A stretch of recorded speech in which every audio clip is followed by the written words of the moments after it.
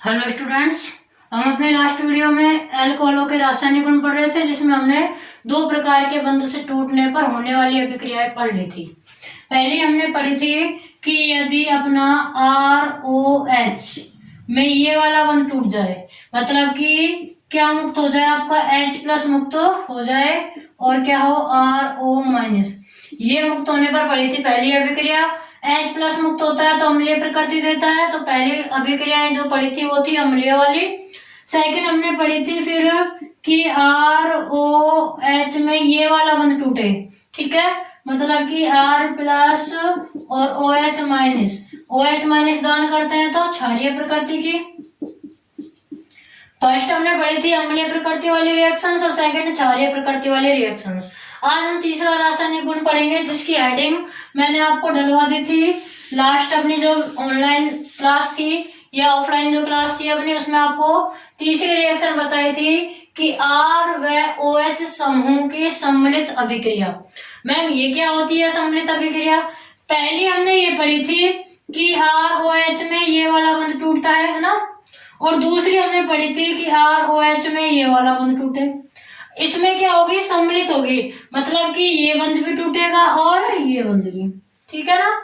ROH के सम्मिलित reaction में क्या होगा, पहला वाली भी काम में आएगी ROH, ये वाला बंध भी टूटेगा और ROH ये वाला बंध भी टूटेगा। दोनों एक ही रिएक्शन में कैसे आएंगे मैम, समझाइए कोई अभिक्रिया। तो देखिए दोनों कैसे तोड़ेंगे हम। पहले रिएक्शन हम समझते हैं एसिडिक डिहाइड्रेशन। हाइड्रेशन का मतलब होता है जल का योजन या जल योजन, डिहाइड्रेशन मतलब जल का बाहर निकालना, निर्जलीकरण, ठीक है। यानी कि पहली रिएक्शन है आपकी निर्जलीकरण अभिक्रिया। निर्जलीकरण अभिक्रिया में आपको क्या लिखना है, जब एल्कोहल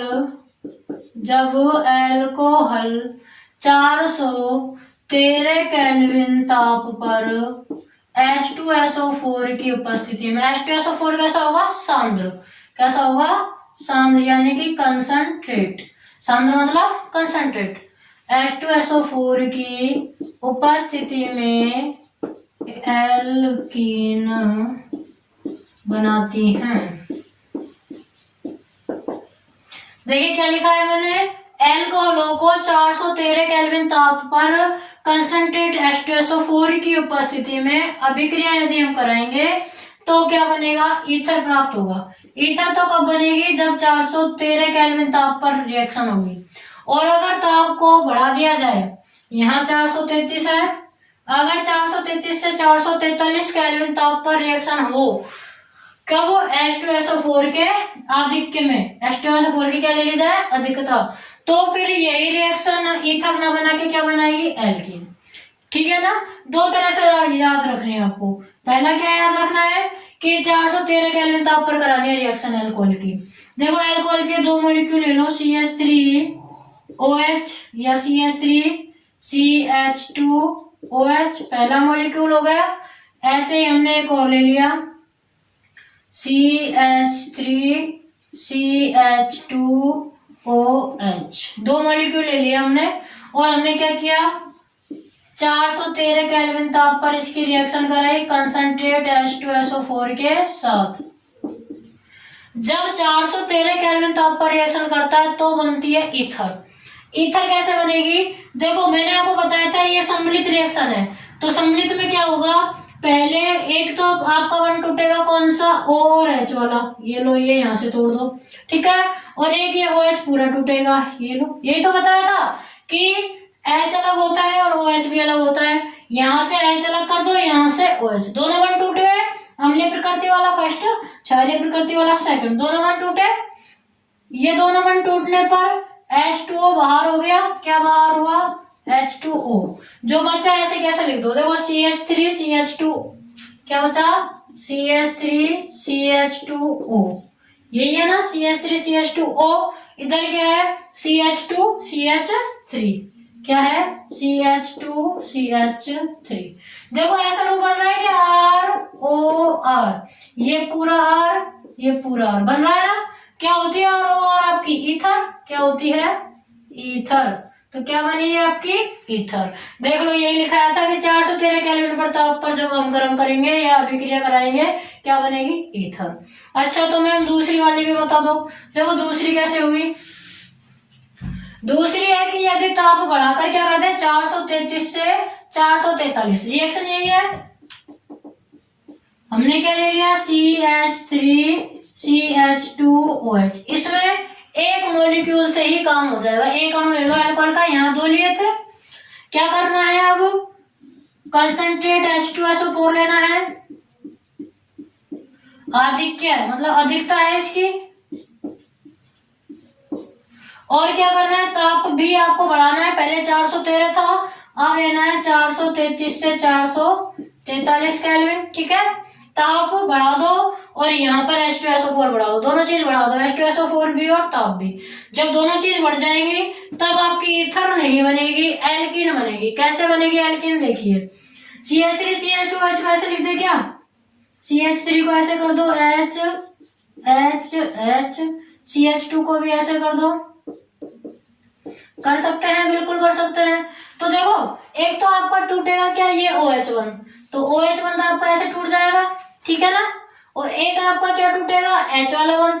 इस C के साथ OH टूट चुका है तो इस C के साथ आपको H तोड़ना है। ठीक है, इस C के साथ OH का टूट गया, इस C के साथ एक H वाला, चाहे ऊपर से चाहिए कोई सा भी एक H तोड़ दो। हमने मान लो ये ऊपर वाला बंदो या फिर ये वाला तोड़ दिया, ये वाला H हमने यहां से तोड़ दिया।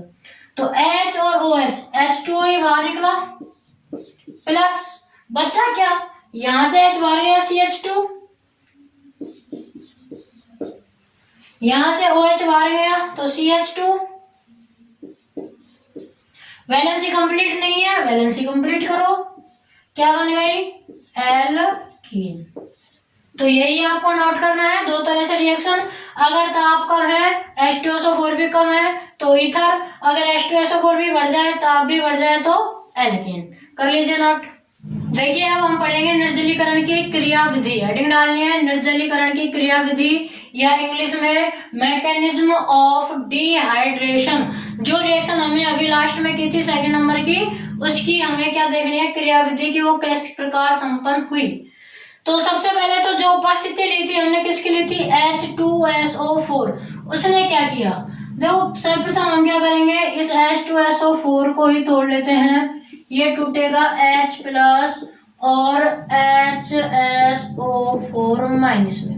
किसमें टूटा H plus and HSO4 minus में। ठीक है, H और H2SO4 हो गया, तोड़ दिया। अब फर्स्ट स्टेप आपका क्या होगा, सबसे पहले हमने क्या ली थी एल्कोहल। एल्कोहल ले लो CH3CH2OH, ये ली थी। O पर लॉन पेयर होते हैं, आपको पता ही है।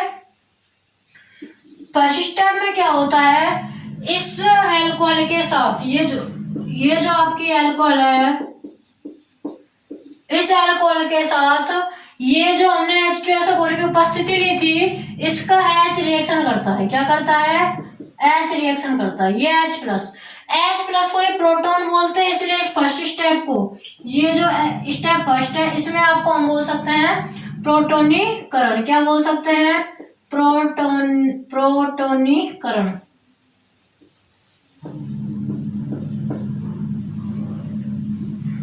स्टेप फर्स्ट में प्रोटॉन जुड़ता है, प्रोटोनीकरण। देखिए एक दिन मैंने आपको उत्प्रेरक बताए थे कि निकिल है, प्लेटिनम है, पैलेडियम है, ये अपचायक होते हैं और अपचायक होते हैं तथा ये क्या करते हैं 2 हाइड्रोजन देते हैं रिएक्शन को क्रिया करने के लिए, बताया था। तो कुछ बच्चे कह रहे थे कि इनके पास हाइड्रोजन तो है ही नहीं, कैसे दे दिए। हाइड्रोजन क्या होते हैं, प्रोटॉन होते हैं जो नाभिक में उपस्थित होते हैं। प्रत्येक परमाणु के नाभिक में जो प्रोटॉन उपस्थित होते हैं वो ही एक तरह से हाइड्रोजन है। तो प्रोटॉन तो होंगे ना इनके पास भी, तो प्रोटॉनों को ही हाइड्रोजन बोल दिया जाता है। ठीक है, तो यहाँ पे हमारे पास में क्या है, हाइड्रोजन जुड़ा। हाइड्रोजन मतलब प्रोटॉन का ही जुड़ना है, इसलिए इसको क्या नाम दिया प्रोटोनीकरण। जैसे क्लोरीन जुड़ता है तो क्लोरीनीकरण हो जाता है, फ्लोरीन जुड़ता है तो फ्लोरोनीकरण हो जाता है। ऐसे ही अगर H प्लस आयन जुड़ा प्रोटोनीकरण, क्योंकि ये कहलाता है हमारा प्रोटॉन। ओके, तो प्रोटोनीकरण हो गया। कैसे हुआ आप देखो, होता क्या है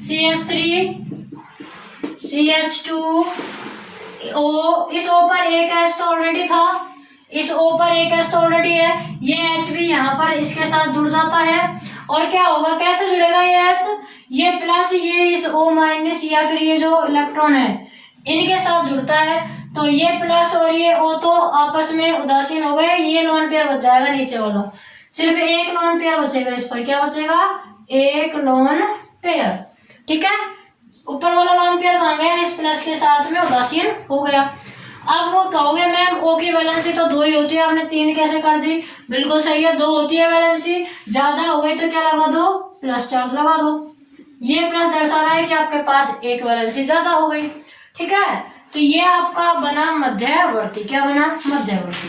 अब हमें क्या करना है आपके स्टेप सेकंड में,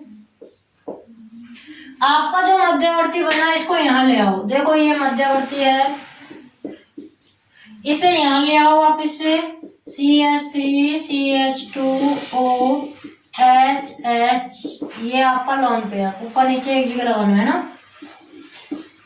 अब क्या होगा, ये आपका जो बंध है, ये वाला बंध, ये बंध टूटेगा। ठीक है, कैसे टूटेगा, यहाँ पर क्या है, इलेक्ट्रॉन्स हैं, तो ये क्या होगा, यहाँ से इलेक्ट्रॉन और चले जाएंगे इसके पास, ये बंध इस प्रकार टूटेगा। ठीक है, तो जब ये बंध टूटा तो यहाँ CH3 CH2, इधर इलेक्ट्रॉन जाएंगे तो इस पर तो प्लस चार्ज आएगा, और बाहर क्या निकलेगा, H2O, क्या बाहर निकलेगा, H2O या जल, जल बाहर निकलना ही निर्जलीकरण। ये आपका क्या बना है, कार्ब धनायन बना, 1 डिग्री कार्ब धनायन, 1 डिग्री कार्ब धनायन। कार्ब धनायन मतलब कि कार्बन पर प्लस चार्ज आ गया, कार्ब धनायन। 1 डिग्री क्यों है, क्योंकि यह अन्य एक ही कार्बन से जुड़ा हुआ है, इस तरह से है ये, तो 1 डिग्री क्यों बोला, क्योंकि अन्य एक ही कार्बन से जुड़ा हुआ है। तो 1 डिग्री आपका कार्ब धनायन बन गया, जल बाहर निकल गया। ये जो स्टेप होता है, ये वाला फर्स्ट वाला तो होता है आपका स्लो स्टेप, सेकंड वाला होगा फास्ट स्टेप, सेकंड वाला क्या होगा, फास्ट स्टेप, और ऐसे स्टेप थर्ड में क्या होगा, आपको ये कार्ब धनायन लेना है, CH3 CH2 plus, H plus तो आपका ऑलरेडी काम आ चुका है, अब क्या लेना है, HSO4 माइनस, क्या लेना है, HSO4 माइनस। अब क्या होगा, देखिए ये जो CH3 है इसको हम ऐसे लिख दें, हाइड्रोजन हाइड्रोजन हाइड्रोजन लिख सकते हैं, बिल्कुल लिख सकते हैं।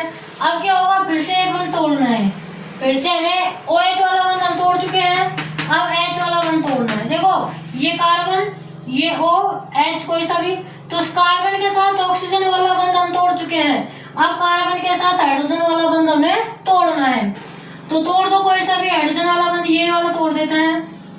ठीक है, तो ये बंध तोड़ दिया हमने, तो किसमें टूटेगा, देखो यहाँ आपका H, मान लो ये हमने ऐसे तोड़ा H माइनस, और किसमें, ये ऐसे लगा लो H प्लस और C माइनस में टूटा, C पर माइनस क्यों, क्योंकि माइनस प्लस बंध बना लेंगे, तो ये क्या होगा, H प्लस इस HSO4 के साथ बाहर निकल के H2SO4, फिर से देखो ये CH3 है ना, इसमें से एक H और ये HSO4, H2SO4 बाहर निकल गए, बचा क्या यहाँ CH2, यहाँ भी CH2, इस CH2 पर प्लस है, इस पर माइनस, ये बंध तोड़ा हमने, ये बंध तोड़ा था, और कैसे तोड़ा था कि इलेक्ट्रॉन इधर दे दिए, ये प्लस में और ये माइनस में तोड़ा था। ठीक है, एल्किल समूह पर क्या आता है, माइनस, देखो फिर से ये यहाँ आपका H है, ये इस प्रकार से तोड़ा तो इस पर आया प्लस, और इस कार्बन पर क्या आया, माइनस, ये प्लस जो है आपका इस HSO4 के साथ H2SO4 बना लिया, ये जो CH2 माइनस बचा आपका, और यहाँ CH2 प्लस ऑलरेडी है, और इनके बीच में एक बंध भी ऑलरेडी है, ये माइनस और ये प्लस भी मिलकर क्या बना लेते हैं, दूसरा बंध, तो क्या बना आपका CH2 double bond CH2 alkene. ये आपकी क्या हो गई, रिएक्शन की मैकेनिज्म। ठीक है ना, क्या हो गई, रिएक्शन की मैकेनिज्म, उतार लीजिए, फिर नेक्स्ट रिएक्शन पढ़ेंगे हम। इसमें देखो आपको जो कार्ब धनायन बना है इसका क्रम भी लिख लेना, कार्ब धनायनों के स्थायित्व का क्रम, कार्ब धनायनों के स्थायित्व का क्रम, कार्ब धनायनों के स्थायित्व का क्रम क्या होता है? 3 degree is greater than 2 degree is greater than 1 degree.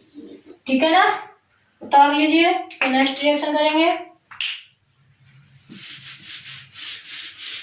देखिए निर्जलीकरण रिएक्शन में एक मेन चीज और आपको जो 10th चैप्टर में भी बताई थी, सेट-जेफ रूल, सेट-जेफ का नियम, यहाँ भी लिख लीजिए। क्या होता है सेट-जेफ का नियम? यदि निर्जलीकरण की क्रिया में एक से अधिक एल्कीन प्राप्त होती है, निर्जलीकरण में क्या हो जाए, एक से अधिक एल्कीन प्राप्त हो जाए, तो वह एल्कीन ज्यादा स्थायी होगी जिसमें द्विबंध के दोनों ओर एल्किल प्रतिस्थापी क्या होंगे, ज्यादा होंगे। कैसे मैम? इसी को सेट-जेफ नियम भी कहते हैं, पूरा लिख दिया है। इसे क्या कहते हैं? सेट-जेफ नियम। ये आपकी कोई अल्कोहल है, ये क्या है आपकी अल्कोहल। अब इससे हमें एल्कीन बनानी है, तो निर्जलीकरण के द्वारा ही बनती है एल्कीन, बताया था, विलोपन रिएक्शन भी करवाई थी। निर्जलीकरण अब हम 2 तरह से करा सकते हैं। पहला तरीका यह है कि यहां से एक H कम कर दे, CH3 था, यहाँ क्या कर दे CH2, और यहाँ का एक H और ये OH बाहर निकाल दे। पहला तो हम जैसे यहाँ का H और यहाँ का OH बाहर निकाल देंगे, तो यहाँ बचेगा CH2। ठीक है, 2 तरह से बना रहे हैं। पहला हम यहाँ से अगर H बाहर निकालेंगे CH2, यहाँ क्या आ जाएगा डबल बॉन्ड CH2 CH3। ठीक है, देखो अलग से करके देख सकते हैं। CH3 को हमने लिख दिया इस प्रकार से, फिर CH को भी ऐसे लिख दो, और ये हो गया OH, फिर CH2 और CH3। क्या किया, ये H और OH बाहर निकाल दिया। ठीक है ना, तो CH2, अब ये जो बंद बच रहा है ये यहाँ चला जाएगा, तो डबल बंद हो जाएगा, CH2 डबल बंद CH, ये भी खत्म, CH2 CH3, CH2 डबल बंद। जहां से H और OH निकालेंगे उनके बीच में क्या बनता है, डबल बंद। तो यहां जब डबल बंद बना तो ये आपका है 1 ब्यूटीन। क्या है, 1 ब्यूटीन भाई, 1 2 3 4, 1 ब्यूटीन। अब देखो एक सेकंड, क्या और हम कैसे बना सकते हैं इसको? ऐसा भी तो हो सकता है कि इस CH2 में से एक H निकल जाए। देखो CH3 तो ऐसे कैसे रहने दो, CH OH, ये जो यहाँ पर CH2 है, इस CH2 का एक H और OH भी तो बाहर निकल सकता है, तो क्या बचेगा CH3। देखो H2O तो बाहर, क्या बचा CH3, फिर क्या है CH। अब इस बार यहां से निकला तो ये बंद यहाँ शिफ्ट हो जाएगा, डबल बंद CH और क्या बचा CH3, ये बना भाई, ये यहाँ शिफ्ट हो गया CH और CH3, H2 आपका बाहर। यहाँ आपका नंबरिंग करो 1 2 3 4, क्या है 2 ब्यूटीन। तो स्थाई कौन सी ज्यादा है, कौन सा सही है, इनमें से कौन सा रिएक्शन सही है? तो देखो अब इसमें से जो रिएक्शन सही है उसके लिए सेट-जेफ नियम को फॉलो करना पड़ेगा। सेट-जेफ नियम यह कहता है कि द्विबंध के दोनों तरफ एल्किल समूह ज्यादा होने चाहिए। यहाँ देखो ये द्विबंध, इधर तो एक ही एल्किल समूह है, जबकि इधर कितने हैं 3, इधर एक ही है। यहाँ देखो द्विबंध के इधर भी 2 है और इधर भी कितने हैं 2। ठीक है, यहाँ द्विबंध के दोनों तरफ 2 जबकि यहाँ द्विबंध के एक तरफ तो एक ही है, कम है। यानी कि ये जो आपका उत्पाद है ये तो ओनली 20% बनता है, जबकि ये जो उत्पाद है वो बनता है 80%। ये उत्पाद ही आपका क्या होता है, स्थायी होगा और मेन होगा, स्थायी या मुख्य उत्पाद। मतलब कि आपकी ये रिएक्शन करेक्ट होगी और ये इनकरेक्ट। ठीक है, क्योंकि ये जो है वो स्थायी नहीं होता, ये आपका स्थायी होता है। This is called set-Jeff rule, इसको सेट-जेफ रूल कहा जाता है, नोट कर लीजिए। देखिए सेकंड रिएक्शन है आपकी, अब इसमें विहाइड्रोजनीकरण, इंग्लिश में इसको बोलते हैं डिहाइड्रोजनेशन। डिहाइड्रोजनेशन या विहाइड्रोजनीकरण क्या होता है, दो नाम में आ गया, विहाइड्रोजनीकरण मतलब हाइड्रोजन का बाहर निकलना। तो देखिए एल्कोहलों की वाष्प को, किसको, वाष्प को, एल्कोहलों की वाष्प को 573 केल्विन ताप पर तप्त तांबे या गर्म तांबे के साथ प्रवाहित कर जाते हैं तो क्या होगा, प्राथमिक एल्कोहल जो होंगी आपकी वो तो एल्डिहाइड बनाती हैं और द्वितीयक जो एल्कोहल होती है वो क्या बनाती हैं, कीटोन। ठीक है, वो लिखा हुआ है। तो देखिए ये हमने प्रथम एल्कोहल ले लिया। अब हमें क्या कराना है, H2 बाहर निकालना है, मतलब कि वी हाइड्रोजनीकरण कराना है। कैसे पता लगा, उपस्थिति क्या है, कॉपर और 573 केल्विन ताप। कॉपर और 573 ताप मैंने किस में लिखा है, वी हाइड्रोजनीकरण में। तो हाइड्रोजनीकरण का मतलब हाइड्रोजन बाहर निकालने कितने, तो देखो ये है आपका RCH और H इस तरह है और क्या है OH। तो आपको हाइड्रोजन बाहर निकालने हैं, ये वाला हाइड्रोजन और ये वाला हाइड्रोजन, दो हाइड्रोजन आपने जैसे बाहर निकाल दिए। ठीक है, तो क्या बचा C पर एक ये O है। अभी जब यहां से हाइड्रोजन और हाइड्रोजन बाहर निकाल दिए तो ये बंद इधर शिफ्ट होगा कि नहीं, हाइड्रोजन बाहर निकालते हैं तो बंद शिफ्ट होता है ना, तो C पर डबल बंद आएगा, C डबल बॉन्ड O और क्या बचेगा H। क्या आया, RC डबल बॉन्ड OH। यहां से क्या हो गई आपकी ये एल्डिहाइड, क्या बनी, एल्डिहाइड। ठीक है ना, किस प्रकार बनी देख लो, यहां से 2H बाहर निकाले। अब यहाँ देखो 2 डिग्री अल्कोहल यदि हम ले लें तब क्या होगा, 2 डिग्री अल्कोहल में क्या होता है, वही H2 बाहर निकालना है। देखो इसको हम कैसे लिखेंगे, और यहां से तो ऐसे निकाल दो सीधा सीधा ही, तो C ये बंद यहां शिफ्ट होगा, RC डबल बॉन्ड O और इधर क्या है R, H2 बाहर, RCOR, O की वैलेंसी कंप्लीट करेंगे, RC डबल बॉन्ड OR। ये क्या बना आपका, कीटोन। बताइए कोई प्रॉब्लम। फिर आपको नोट लगा के लिखना है कि 3 डिग्री अल्कोहल वी हाइड्रोजनीकरण के स्थान पर निर्जलीकरण रिएक्शन प्रदर्शित करती है। यानी कि 3 डिग्री अल्कोहल में यदि कॉपर और 573 केल्विन ताप भी आप ले रहे हो तब भी हाइड्रोजन बाहर नहीं निकलेगा, H2O बाहर निकलेगा, जल बाहर निकलेगा। और निर्जलीकरण में हमेशा एल्कीन बनती है, ध्यान रखना, निर्जलीकरण में क्या बनती है, एल्कीन। तो निर्जलीकरण रिएक्शन प्रदर्शित करती है, क्या बनाती है, एल्कीन बनाती है। देखो कैसे बनी, 3 डिग्री अल्कोहल ले लिया हमने CH3, यहाँ आपके CH3 है ना, इस CH3 को मैंने ऐसे लिख दिया CH2 और एक H अलग लगा दिया। ठीक है ना, और ये आपकी क्या है, OH। भाई 3 डिग्री अल्कोहल ऐसी तो होती है, 3 कार्बन से जुड़ा होगा ये कार्बन बीच वाला, यही होती है ना 3 डिग्री। मैंने क्या किया, इस 3 की जगह 2 कर दिया और यहाँ एक H और लगा दिया। क्यों, क्योंकि जल बाहर निकालना है, निकल जाएगा ना जल बाहर, तो यही किया है। यहाँ H2O बाहर, बचा हुआ लिख दो CH3, ये हो गया, C ये रहा, ये CH3 ये रहा, यहाँ से H और H बाहर निकल गए, इसलिए ये बंदा आपका यहाँ शिफ्ट हो जाएगा, डबल बंद CH2। नाम क्या होगा, देखो इस तरह देंगे 1 2 3, 2 पर आपके पास मैथिल समूह है, 2 मैथिल प्रोपीन। 2 रिएक्शन कंप्लीट हो गई, तीसरी है ऑक्सीकरण जो हम पढ़ेंगे अपने नेक्स्ट वीडियो में। Okay students, thank you.